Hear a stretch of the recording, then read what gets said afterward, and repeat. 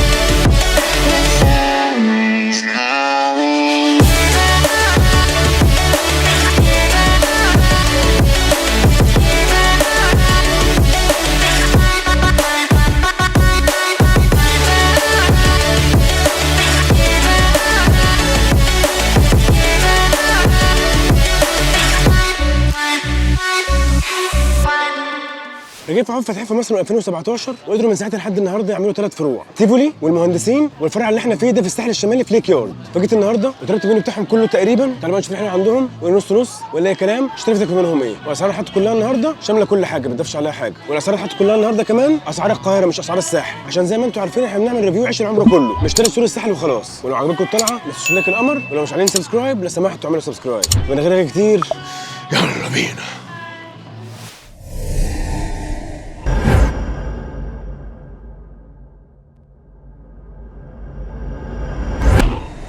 يلا بينا.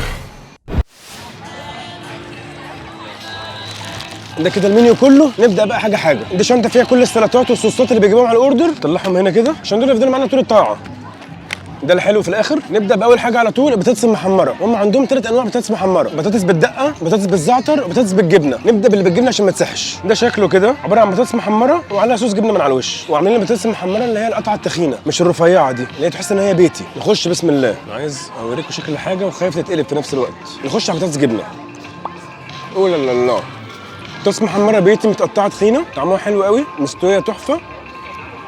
وصوص الجبنه الشيدر ده طعمه تحفه تحفه، طعمه غني جدا، وطعم الجبنه باين عليها ان هي نظيفه قوي، يعني حاجه نظيفه مش مسترخصين، مش اللي هو عبله واديله. طعمها حلو قوي.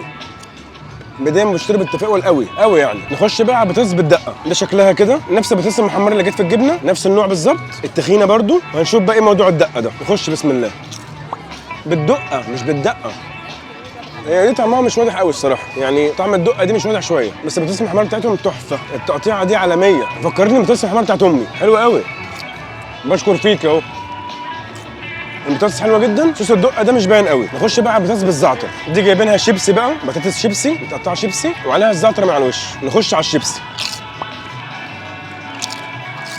دي فيها طعم سبايسي كده، محطوط فيها شطه مع زعتر برده، طعمها تحفه.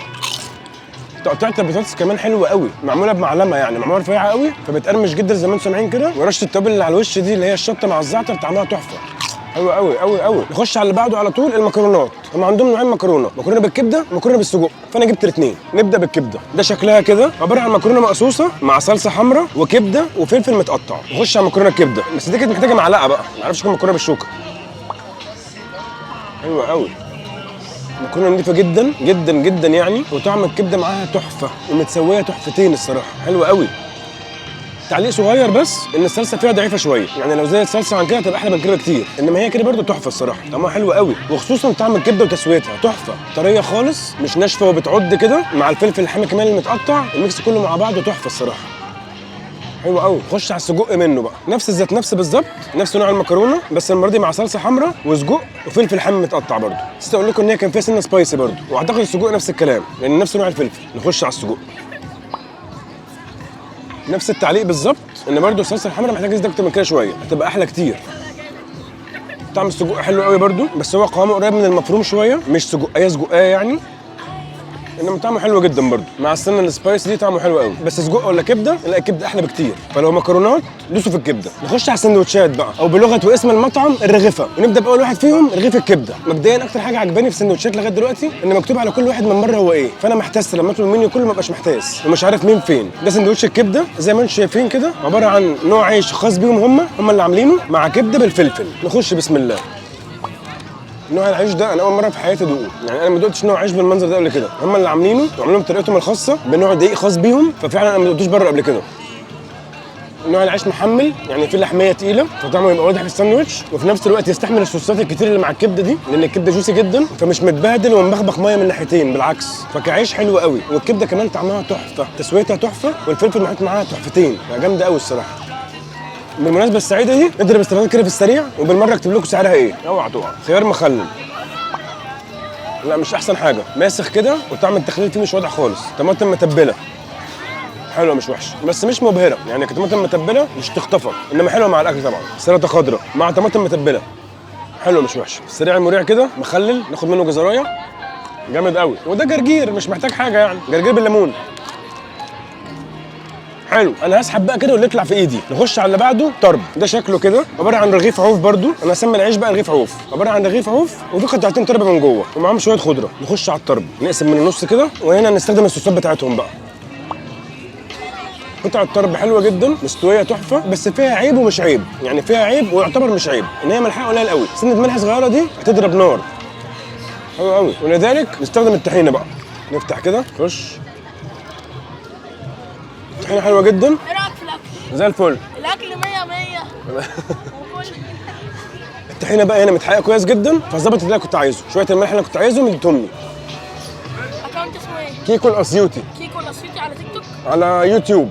تيك توك ولا لا؟ موجود على تيك توك بس اساسي يوتيوب. الاكل جوسي وكله جوسي واعملوا كله سبسكرايب. طب والله ما هقطعها، هسيبها لك زي ما هي. كيكو الاسيوطي.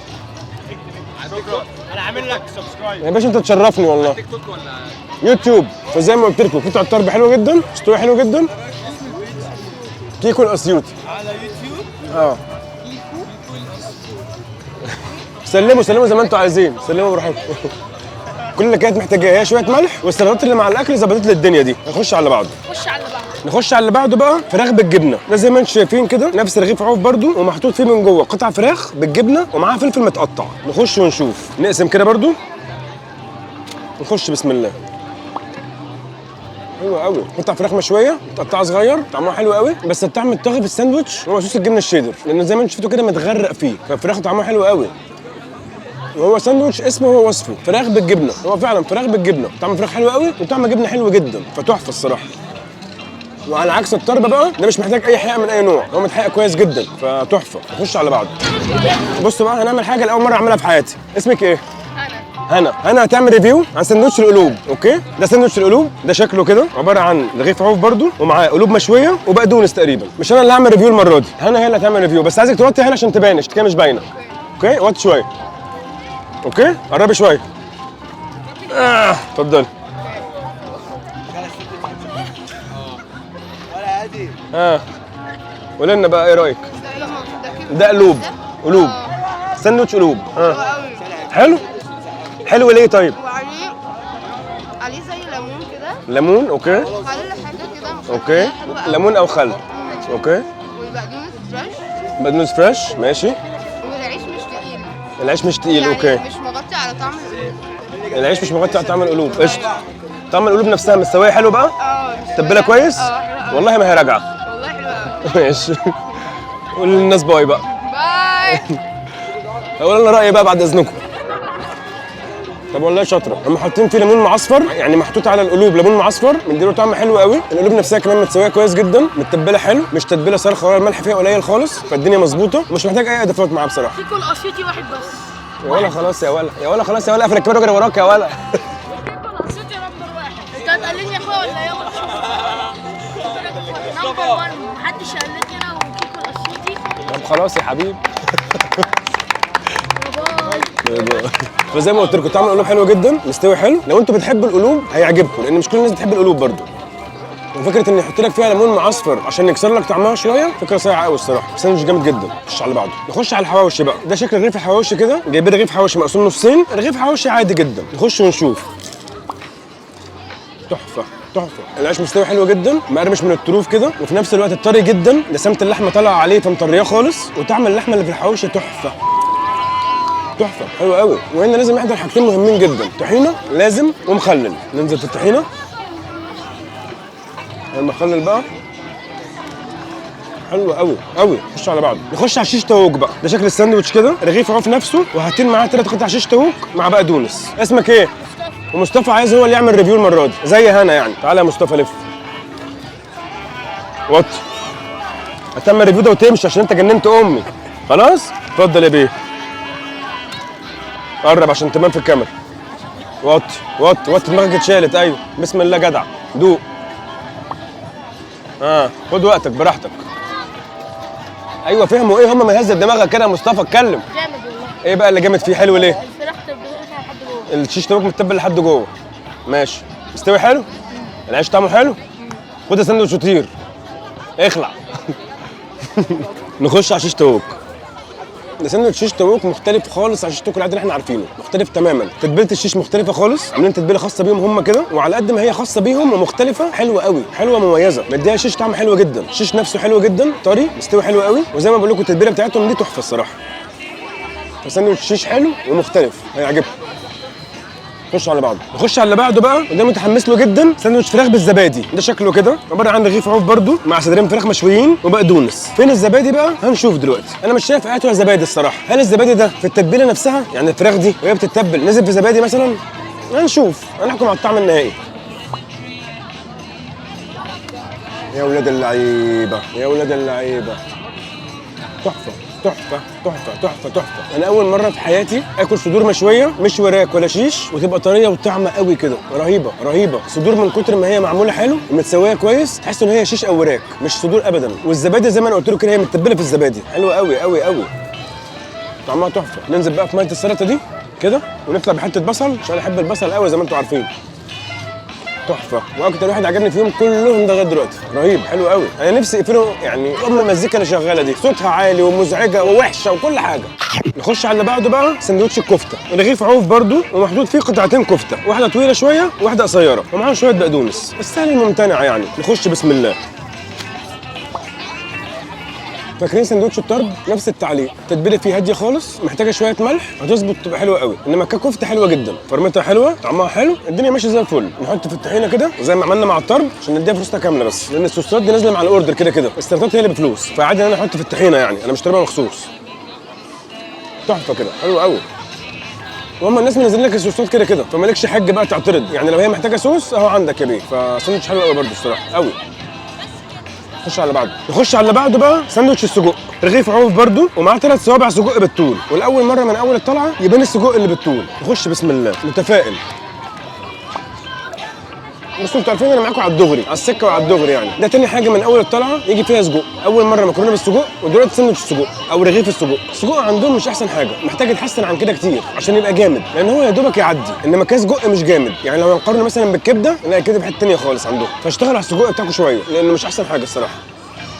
كفرمة سجق طري كده وكتتبيله مش احسن حاجه، فهو كجوده سجق نفسه انا مش عاجبني الصراحه. على السكه وعلى الدغري يا بيه، الصراحه حلوه مفيش كلام. خش على بعضه. نخش على اخر واحد معانا النهارده بقى، رغيف الريش. ده شكله كده عباره عن رغيف عوف برده ومحطوط فيه قطعتين ريش مخليين من العظم مع شويه بقدونس. فاكرين في الاول لما قلت لكم اللي يطلع في ايدي هو اللي ابدا بيه؟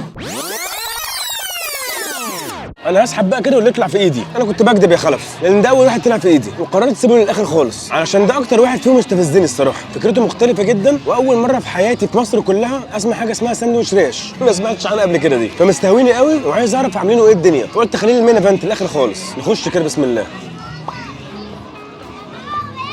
الفكره نفسها براءة اختراع والله، فكره حلوه قوي وما شفتهاش في اي حته في مصر قبل كده الصراحه. فكره ان يبقى في ساندوتش ريش ما شفتهاش في حياتي دي. كل اللي فات ممكن، انما ريش في ساندوتش لا، رغيف عوف بس. ده كفكره، كتنفيذ بقى معمول حلو قوي قوي. نفس العيش بتاعهم خلاص عشان ما نكررش الكلام، مع قطع ريش مستويه حلوه قوي، طريه عسليه، مع حته دهنه كده قمره مزوده طعمها جدا، مع شويه بقدونس. السهل الممتنع، حلوه قوي قوي قوي.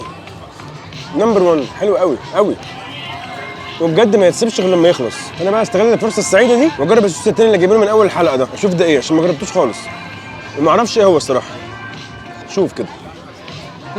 ده صوص سبايسي طعمه تحفه بس حامي قوي قوي يعني، لو بتحبوا السبايسي هتهيصوا بيه. ده تحفه حلو قوي، سبايسي صوص معمول حلو قوي. تعالوا لكم خلاصه، كنت هنسى الحلو، نخش على الحلو الاول وبعد كده اقول لكم خلاصه. ده حلاوه شعر بالمهلبيه والكراميل. ده شكله كده انا شايف كريم كراميل ومن على وش حلاوه شعر مع كراميل، واعتقد في لوتس مفتت بس هنشوف يعني. نخش بسم الله. كريم كراميل صح مع حلاوه شعر صوص كراميل.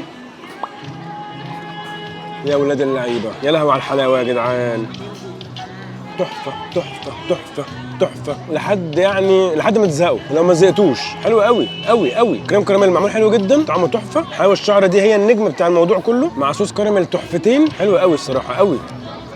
لا رهيب، حلو قوي قوي. حلوه يعني، يتاكل في صمت كده من حلاوته. ولازم تجيبوه، لازم مش اوبشن. تحفه. تعالوا خلاصه خلاويص. اقول لكم بقى الخلاصه. المقبلات والحاجات اللي في الاول دي اجمد نوع بطاطس عندهم نوعين، البطاطس اللي بالجبنه تحفه والبطاطس الشيبس اللي بالتوابل تحفتين. حلوه قوي قوي قوي. الرغيفه بقى اجمد حاجات فيهم، ما ينفعش خالص تفوتوها. رغيف الريش ده تحفه ورقم واحد عندهم، حلوه جدا. ورغيف الفراخ اللي بالزبادي حلوه قوي برده قوي قوي يعني. ورغيف الحواوشي البلدي تحفه. دول اجمد ثلاث رغيف في المنيو. المكرونه اللي بالكبده رهيبه. وخدوا الكبده عندهم مكرونه اجمد من الساندوتش، هتعجبكم قوي. وخلص يا معلم، ولازم تضرب الحلو بتاعهم هيعجبكم قوي. ودي كده خلاصه الخلاصه. بس كده اذا كنت طلعت الاسبوع ده وعجبكم الطلعه ما تنسوش لايك القمر، ولو مش عاملين سبسكرايب لو سمحتوا اعملوا سبسكرايب وفعلوا الجرس عشان يجيكم كل حاجه منزلها وباول. لحد الاسبوع الجاي ان شاء الله، الاسبوع الجاي طلعه جديده. اشوفكم على خير. سلام.